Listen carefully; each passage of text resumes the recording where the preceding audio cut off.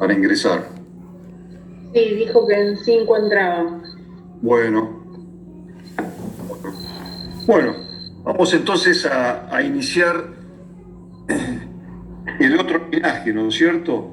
Habíamos visto briofitas, habíamos hecho el trabajo práctico, así que bueno, ahora nos toca ver pteridofitas primeramente y después continuar con las restantes plantas vasculares. Ahora este linaje lo vamos a ir haciendo por orden de aparición a nivel, digamos, a nivel evolutivo, ¿no? Las pteridofitas fueron las primeras, entonces vamos a ver primeramente las pteridofitas. Bueno, en relación a estos dos linajes, como decía las clases anteriores, las briofitas, tenemos que el gametofito en las briofitas es el dominante, y en el caso de las traqueófitas o plantas vasculares, el dominante es el esporofito, que es el cual nosotros vemos, describimos. Cuando miramos un árbol estamos mirando el esporofito, cuando miramos un helecho estamos viendo al esporofito.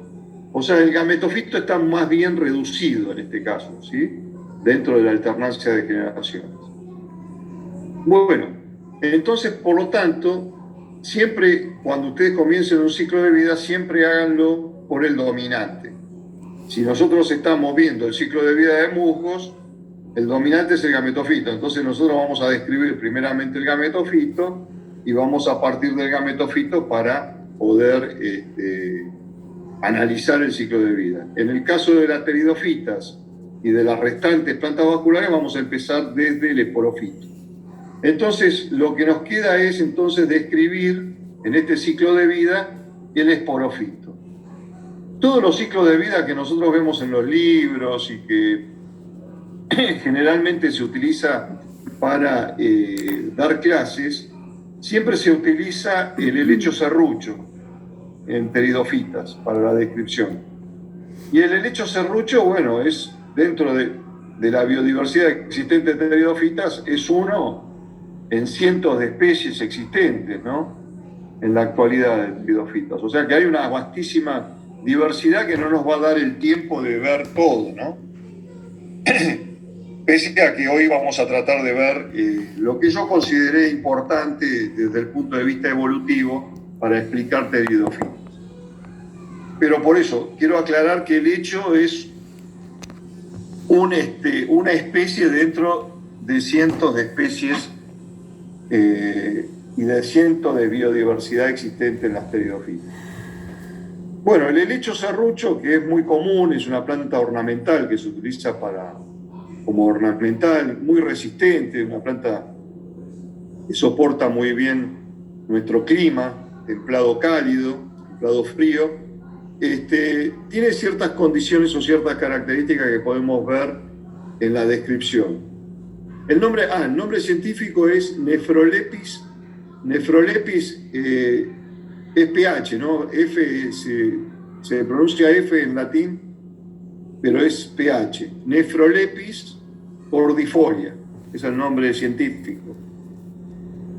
Es de la familia de las Dabiliáceas y es una planta muy particular, ¿no? Muy agradable a la vista.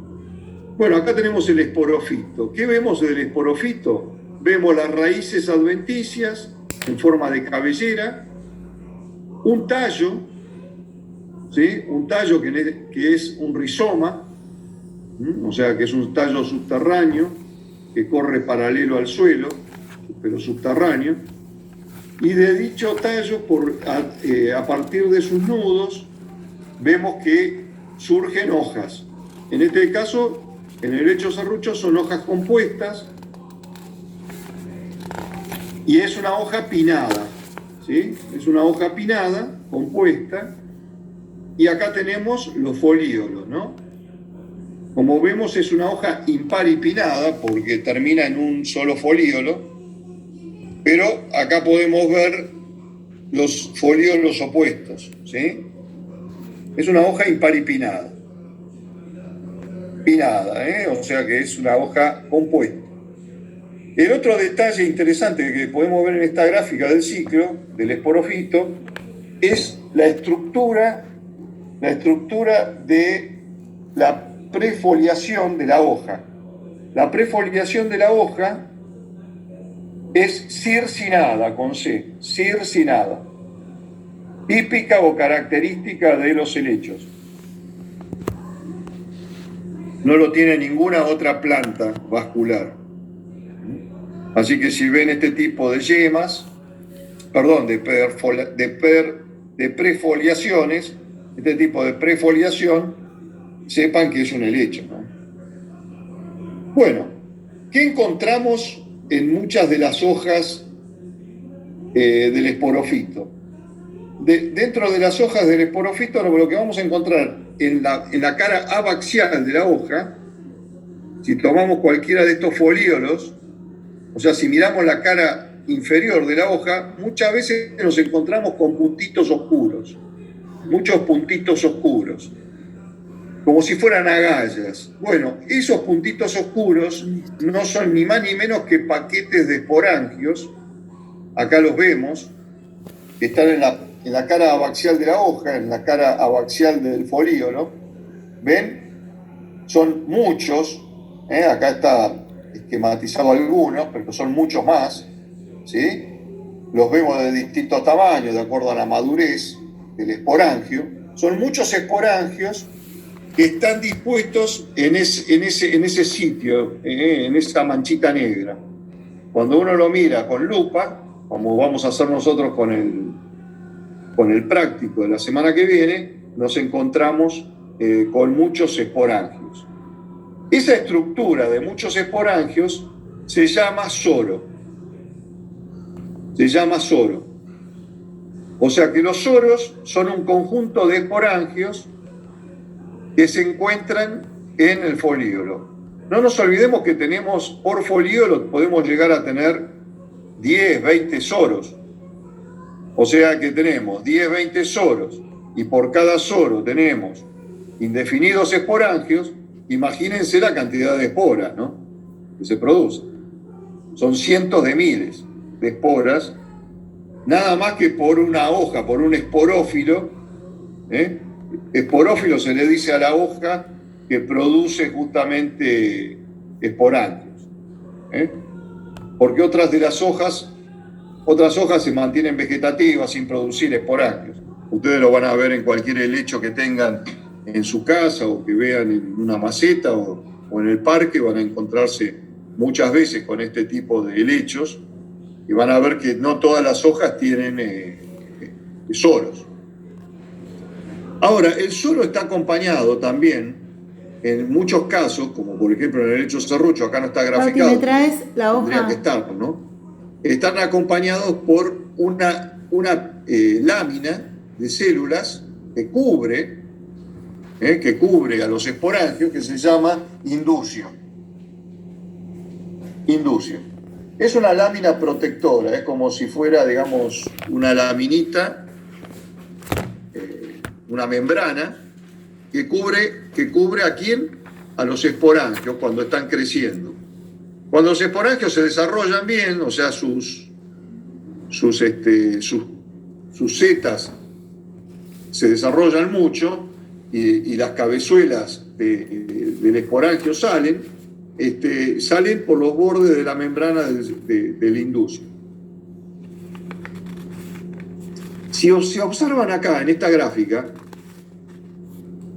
van a encontrar entonces la cápsula, la cabezuela del esporangio. Y tiene una particularidad. ¿Ven acá? Acá hay una corona de células diferenciadas, muy particulares. Acá también se observa, ¿ven? Se ve, digamos, están a nivel de la parte dorsal, sería, ¿no? Es como una columna dorsal que tiene, ¿no?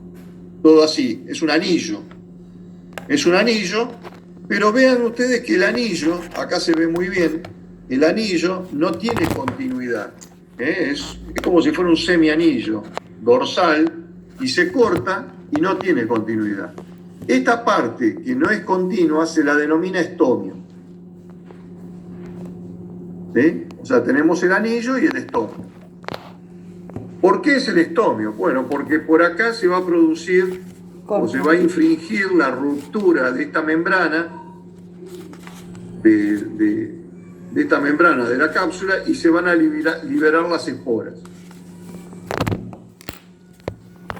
Ahora, si ustedes se fijan en las células del anillo, se van a dar cuenta que las células del anillo tienen un engrosamiento en U, o sea, las paredes celulares primarias se engrosan el termómetro en forma de U. Sí.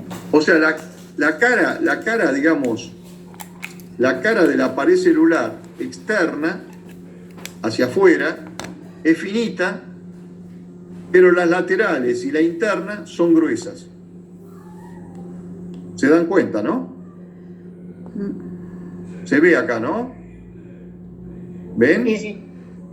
Bueno, cuando el esporangio comienza a envejecer y las esporas ya se encuentran maduras, lo que se produce es pérdida de líquido. Por supuesto, toda célula que envejece, en cualquier ser vivo, cuando envejece la célula pierde agua. Por eso nos arrugamos. Y acá pasa lo mismo. O sea, todas estas células dorsales del anillo pierden agua, y al perder volumen, lo que pasa con la U, con esta U de pared, es que estos vértices se juntan. O sea, se juntan por la pared más débil. O sea, se cierra de esta manera, ¿ven? Miren. No sé si me ven a mí. Hace así. Se juntan. ¿Por qué? Porque pierde volumen. Si está turgente, está así. Pero al perder agua, hacen este movimiento. Al hacer ese movimiento, ustedes hagan la sumatoria de cada uno de los volúmenes perdidos, va a producir un estiramiento en la zona más débil, en esta parte. No sé si me entienden. Es como si yo estuviera estirando el saco, ¿no? Como si lo estuviera estirando. ¿Y por dónde va a romper? Va a romper por la parte más débil, por el estomio. Entonces, al romperse, salen las esporas. Ahora, ¿de dónde surgieron estas esporas? Ustedes recuerden que el esporofito es 2N, ¿no? Dentro del esporangio tenemos células madres de las esporas, que se van a dividir, ¿por qué? Por meiosis. Al dividirse por meiosis van a producir 4 células denominadas esporas, que van a ser N. Cada espora es N. Esas esporas N van a caer sobre el sustrato, ¿sí? O sea, se van a desprender del esporangio, van a caer, y si las condiciones son óptimas, va a germinar. La espora germina. ¿Germina de qué manera? Mitóticamente. ¿Y qué produce mitóticamente? Produce una estructura tálica, un talo.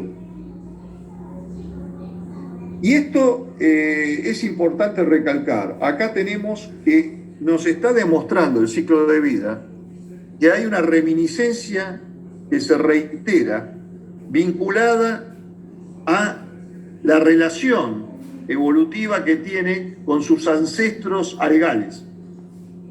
Acá ya se puede ver y apreciar que esto no es ni más ni menos que una estructura algal, totalmente tálica.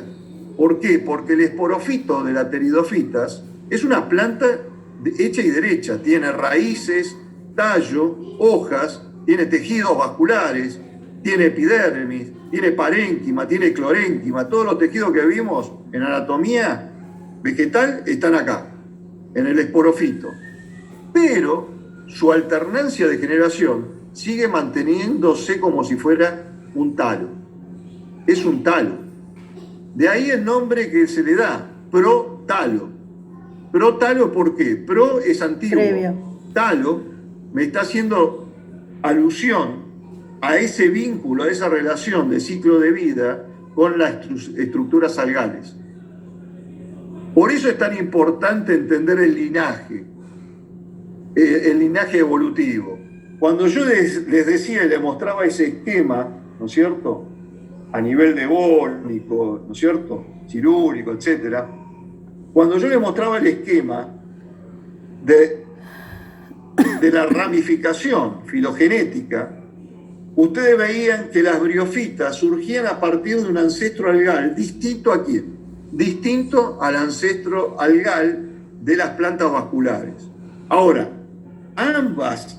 ambos ancestros algales responden a un grupo que son las clorófitas, las algas verdes. Las algas verdes reúnen las mismas características desde el punto de vista que tienen pared celular exactamente igual que las briofitas y que las plantas vasculares, las algas, las clorófitas, ¿no? Y que tienen los mismos pigmentos. Cronquist aclara eso justamente en el proceso evolutivo. Los pigmentos son los mismos, o sea, tiene clorofila A y clorofila B. Eso es muy importante, porque son justamente herencias evolutivas de nuestros ancestros, ¿no? De los ancestros algales, que lo tienen nada más que las clorófitas, no lo tienen las crisófitas, no lo tienen las feófitas. ¿Me entienden lo que quiero decir? No lo tienen las rodófitas, son algas nada que ver con nuestra línea evolutiva. Nuestra línea evolutiva, desde el punto de vista de las plantas, son las clorófitas.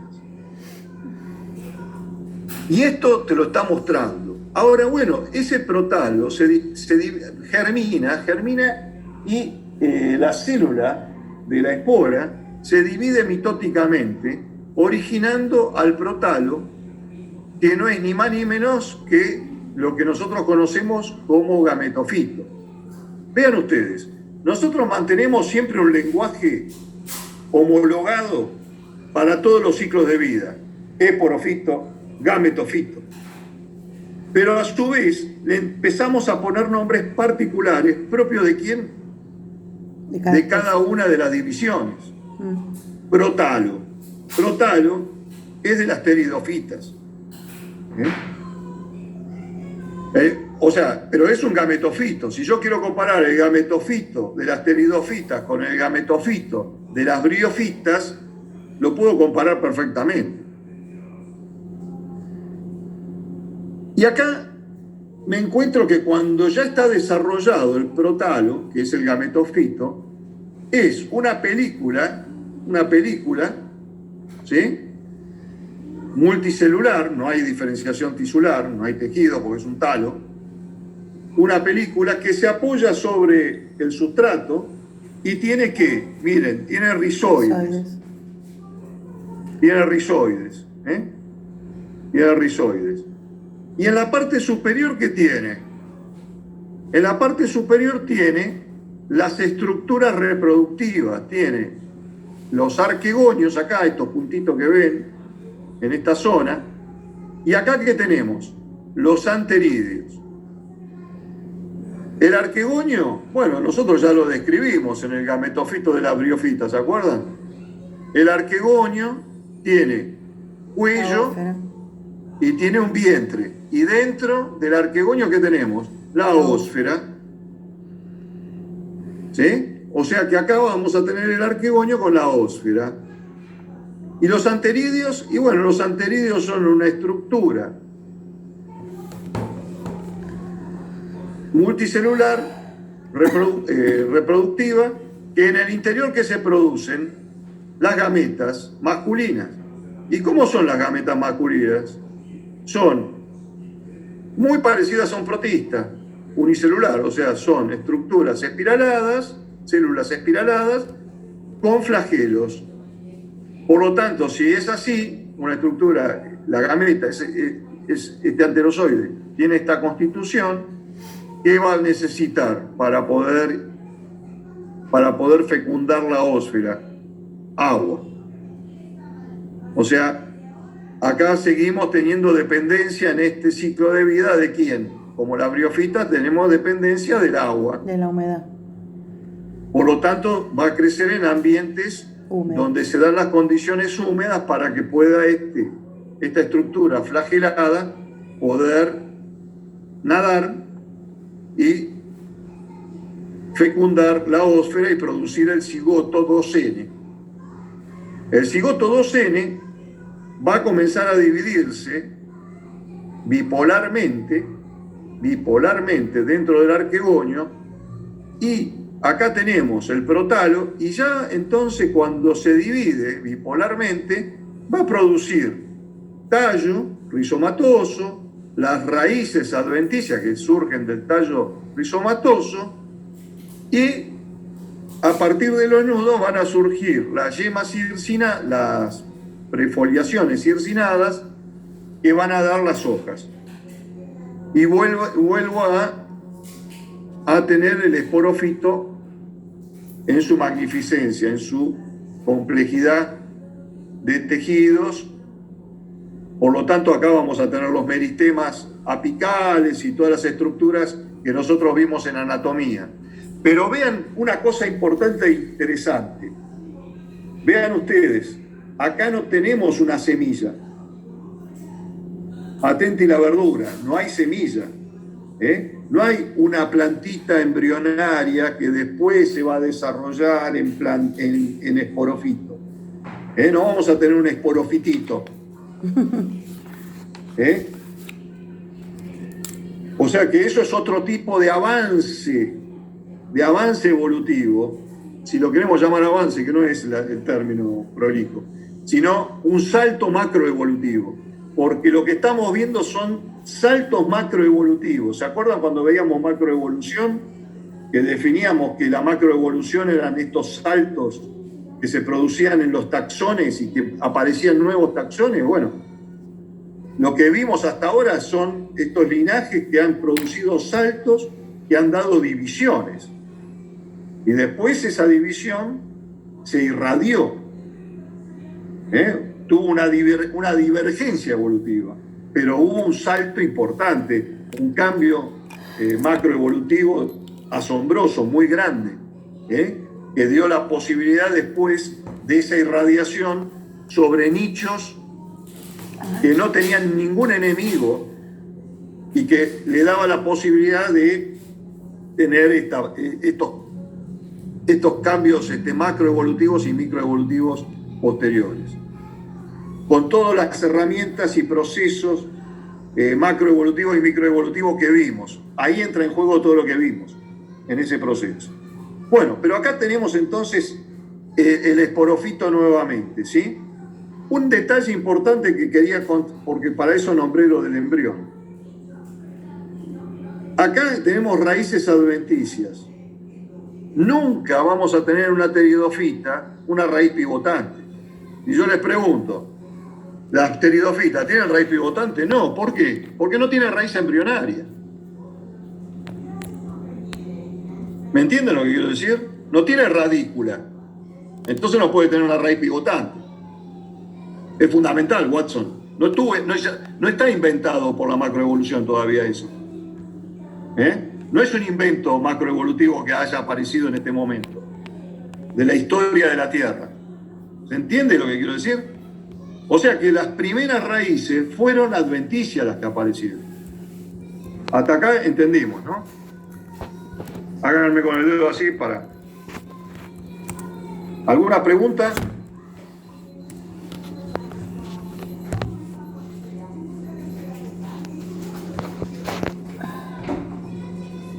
Bueno, yo preparé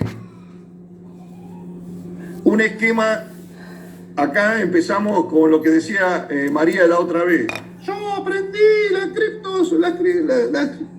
criptógamas vasculares. ¿Te acordás, María? Sí. Las criptógamas vasculares, tal cosa, me bomba. Bueno, acá tenés nombre para divertirte, María. Bueno, tenemos la clase silofitópsidos, la clase silotópsidos, la clase licópsidos. Dentro de la clase licópsidos tenemos los licopodiales, los elaginales, los isoteales, los efenópsidos, la clase de fenópsidos y la clase de lechos. Bueno, para que te des una idea, mirá toda la biodiversidad que tenés. Es mucho mayor en número de clases y en órdenes, etcétera, etcétera, de lo que vimos en briofitas. El número, por supuesto, que nos ha llegado de especies es menor a lo que existió en su periodo clímax. que fue el Carbonífero. Fue el periodo clímax de las pteridofitas. Todas estas clases yo las ordené evolutivamente. ¿Qué quiero decir con eso? Que hay un orden lineal de aparición evolutiva con características particulares desde el punto de vista evolutivo. O sea, yo ordené esto para que ustedes entiendan la evolución y los saltos macroevolutivos que existieron. La clase Xilophytopsidos son fósiles, por lo tanto, son todos fósiles, o sea, no nos llegó nada, pero son importantes para explicar cómo se originaron las primeras plantas vasculares. Las primeras plantas vasculares son los Xilophytopsidos. Los Xilophytopsidos son plantas sumamente primitivas que han llegado algunas especies a nuestros días. Los licópsidos son plantas sumamente primitivas y llegaron algunas especies a nuestros días. Los efenópsidos son más avanzados, más evolucionados, y la clase helecho son las más evolucionadas desde el punto de vista en tiempo, no las mejores, no tomen el término evolucionado como que es mejor, no tiene nada que ver, sino que son más evolucionadas porque son más modernas. Y el otro detalle es que son las que mayor diversidad existe en la actualidad. La clase helechos son las más representativas de las pteridofitas. Bueno, acá tenemos la clase Xilophytopsidos, que la cruz que le pongo es porque caput, ya no está. Entonces siempre que vean ustedes cualquier taxón con una cruz al lado, está indicando que es un taxón desaparecido, extinguido. Bueno, me está diciendo que tengo 9 minutos 40 segundos, así que en cualquier momento se corta. Me va a dar tiempo para explicar esta diapositiva, mirá qué antiguo soy. Y después seguimos con el resto. Así que después nos enganchamos. Miren esta, Rhynia major, ¿no? Y Xilophyton princeps. Son dos imágenes tomadas de improntas. Ustedes deben estar viendo paleontología. Son dos imágenes reconstruidas con improntas. La del lado izquierdo es una iconografía, la del lado derecho es una estructura 3D reproducida con un software. Vamos a la Rhynia major, ¿sí? Que es la planta que está completa. Vemos, si ustedes observan, tiene un rizoma, ¿sí? El rizoma. Después del rizoma surgen ramificaciones erguidas, ¿sí? ¿Se ven? Ramificaciones erguidas, pero con un detalle que es sumamente primitivo. Las dicotomías. ¿Vieron las ramificaciones como son? Son dicotómicas, o sea, es disciplinado, tiene ramas en forma dicotómica, todas siempre van dicotómicamente. Ese rasgo fue el rasgo de ramificación primero. La ramificación de las plantas era dicotómica. Es un detalle interesante. Y en la parte superior lo que tenemos son esporangios, que después vamos a analizarlos un poquito más de cerca, que en este caso no tenemos soros, no hay soros, sino que son micrófilas, son pequeñas escamitas que tienen unas bolsitas que son los esporangios. O sea que sobre la cara superior de cada una de esas escamitas había una bolsita, y esa bolsita, bueno, cuando se abría liberaba las esporas. Son como si fueran pequeños estróbilos, o sea, las ramificaciones dicotómicas terminan en estos esporangios, ¿sí? Hasta ahí se me entendió, ¿no?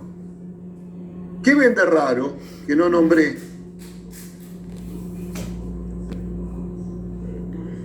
Y parece como que tuviera flores en el otro lado, ¿o no? No, estoy hablando de esta gráfica, de la izquierda. ¿Qué ven que hay? Lo del medio. que nombré en el esporofito del helecho.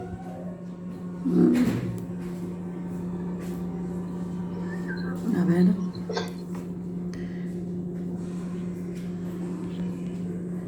¿Qué vemos de raro en esta foto, profe? Hay una parte del esporofito que no nombré. De la planta. Hay una parte de la planta que no está nombrada.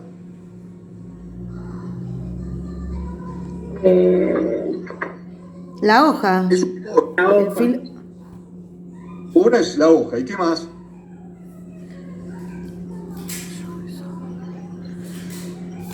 ¿Qué más falta en esta planta?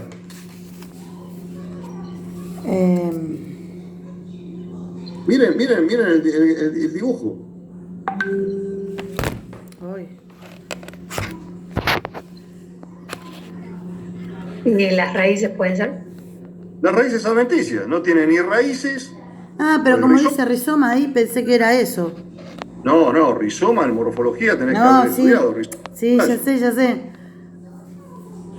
Rizoma. Ya sé. Ah, es un tallo subterráneo. Sí, Eso. sí. Entonces no tiene raíces y no tiene hojas. O sea que las primeras plantas no tenían raíces ni hojas. No se había inventado, o sea, no se había inventado todavía eso. O sea, los xilofitópsidos no tenían ni raíces ni hojas. Las primeras plantas no tenían raíces y hojas. ¿Cómo hacía la absorción? A través de las paredes del rizoma. Ay, qué denso, Absorbía y bueno, y después, por supuesto, estaba totalmente vascularizado porque estaba totalmente diferenciado de los tejidos y los solutos disueltos en el agua se dirigían a la parte superior de la planta. O sea, es una planta sin raíces y sin hojas. La que vos tenés acá al lado es una reconstrucción en 3D del Xilophyton princeps. Y vos estás viendo las ramificaciones dicotómicas de los tallos aéreos, es lo único que estás viendo, y en la parte final estás viendo los esporangios. Lo que tiene color violeta lo representaron como esporangios. Se imaginó el autor que tenía color, pero no es una flor.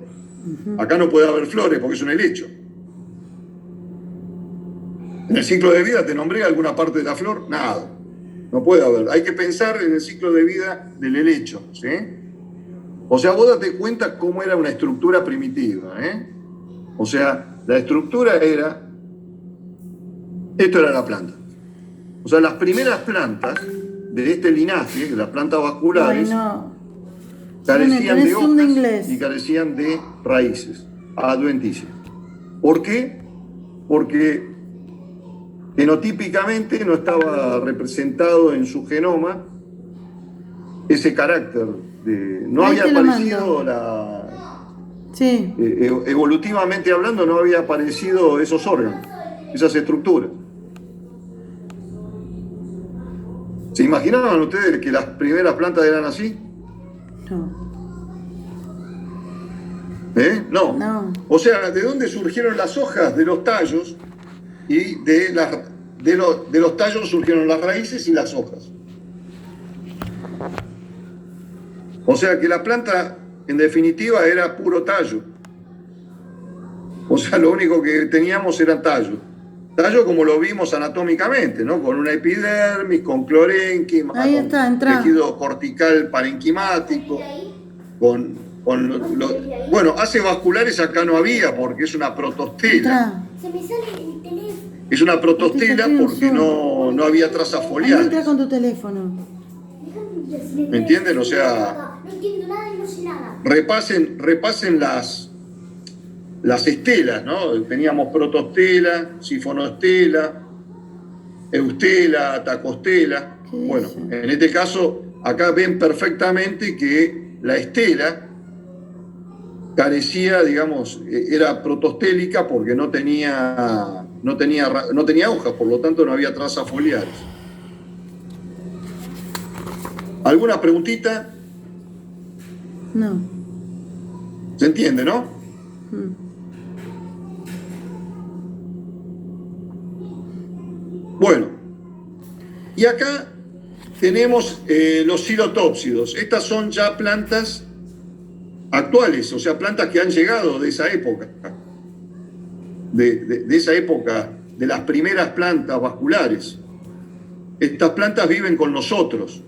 Tenemos ahí, a la izquierda, tenemos el esporofito de Silotum nudum. Ven perfectamente, se ven los tallos dicotómicos, las ramificaciones. Y en la parte superior nos encontramos con los esporangios, con estas bolsitas que adentro tienen esporas.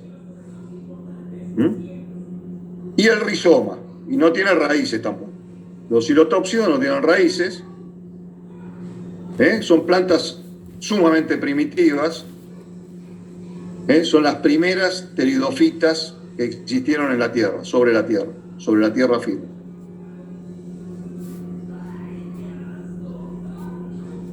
Bueno, ahora se va a cortar